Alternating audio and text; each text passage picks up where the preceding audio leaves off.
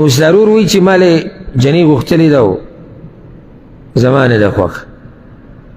مور او پلار د ټول ته زما دا نصیحت دی چې نه دي جایز یوې مور له یو پلار له یو مشر له چې خپل زوی خپله لور خپل کشر خپله کشره مجبوره کي په یو رشته باندې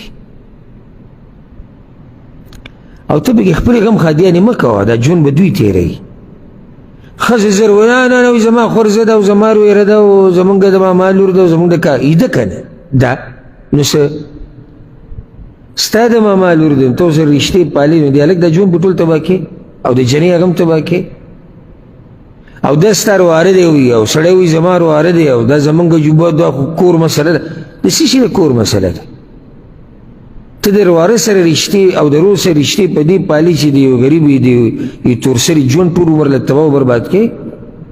دا ستا غیرت دی؟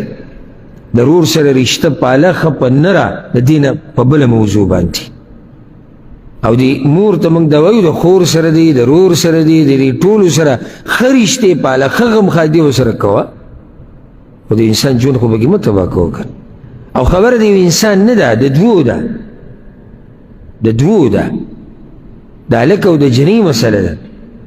نو زموږ دا مشران اکثر د پښتنو له دوی خپلې رشتې په دې دغه کې پالي په دې طریقې سره چې د هلک ژوند بې تباه کوي او د جنۍ نه نه نه وي بس ما غوښتلې ده تا خو څه کې څنګه تا غوښتلې ته د جنۍ سره واده کې وي نه زه خو نه کوم زوی له مې غوښتلې ده نو ته څنګه وایې چې ما دا غوښتلې ده او قصه ختمه شو بس وایي موږ خبره کړې ده. څه شي خبره دې کړې ده؟ دا جنۍ به هلته ودي